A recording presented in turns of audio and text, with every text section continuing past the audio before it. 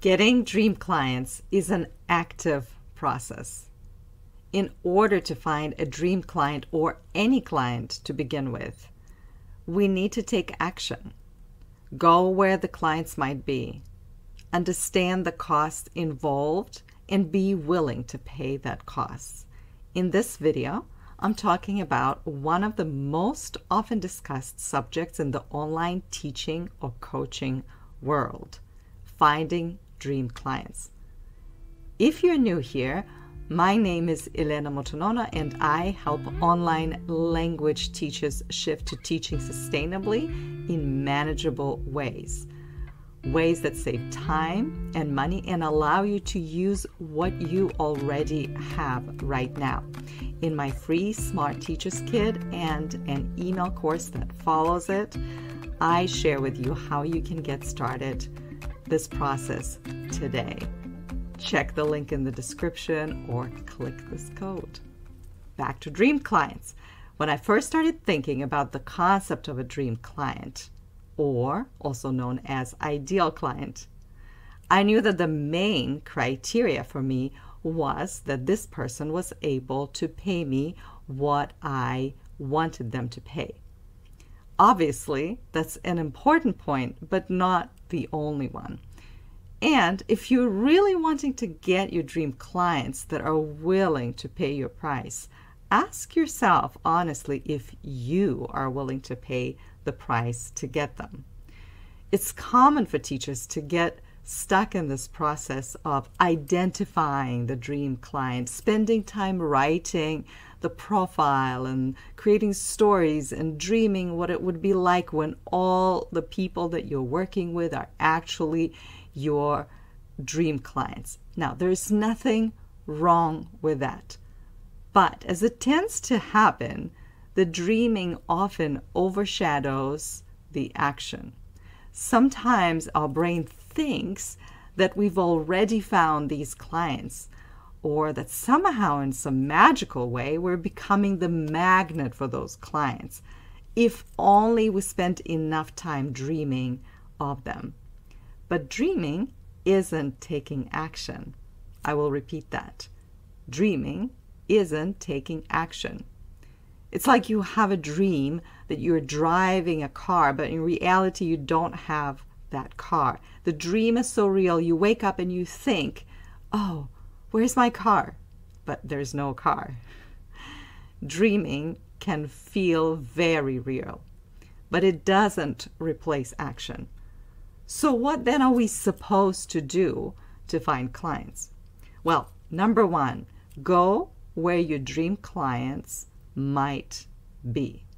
There's no island of dream clients. Forget about it. Rather, your dream clients are dispersed in all different places online. They might be in groups and communities. They might follow other online language teachers that teach the same language as you, but they will never identify themselves as your dream clients unless you are willing to take that first step.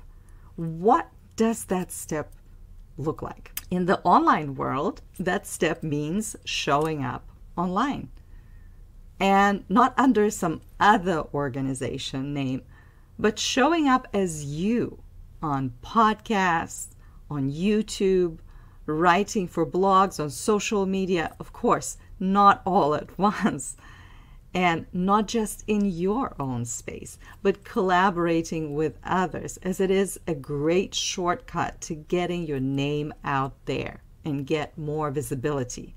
Let me tell you this, nobody knows you just because you have a profile on italki. All kinds of people find your profile and then they sign up for this reason or another. Some people are amazing, others not so much. And if you want to be completely in charge of who you teach and consequently what these people are paying you, you want to go to places where your dream clients might hang out. It's like in a romantic relationship. It's hard to find the one when you're just dreaming or planning or brainstorming. We take action. Number two, when you take action, you need to be willing to make mistakes. Remember that cliche that before you find the one, you need to kiss a lot of frogs? This isn't something we're prepared to do. Failing, not finding the right client, not finding them quick enough, those factors slow us down and make us quit too soon. Anytime we take action, we're going to make mistakes. In fact, this is actually a litmus test to show whether or not you are taking action in your business by asking yourself honestly, when the last time you made a mistake and what you did about it. Did you learn, make changes, or did you procrastinate, blame, and ultimately quit? Action takers always take risks, always make mistakes and fail, always analyze their mistakes and tweak their strategy based on the data they got. Action takers are also the ones who eventually succeed because they were willing to make mistakes and not make assumptions or not blame other people. Now, many of us have a complicated relationship with failure. And if this is you, then shifting your mindset by choosing to do something that has potential to end up in failure is how you train yourself to succeed and how eventually you find your dream clients. Going through a period of making mistakes, seeing your inadequacy, staying in that inadequacy and supporting, not beating yourself up, is what actually matures us to be the business owners we want to be, working with the clients we want to work with, and creating content and courses and programs that really benefit them. It's hard to see ourselves in that vulnerable state. That's why many of us end up working with clients that are not such a good fit. That's why it's easier to give up too soon and go back to the platform. Think about your own language learning clients. How many of them give up as soon as things get tougher? This is when support and coaching are really important to help us work through our own limitations and believe that what we aspire is possible for us. If you're in that place, I want to mention that our community, the Smart Teachers Library, provides you with support and coaching to help you persevere through those times. Number 3, willingness to pay the price. Adults pay the price for the things they want. Children stomp their feet and demand, blame, or expect things for free. Which category do you fall into when it comes to going for the results you want in your business?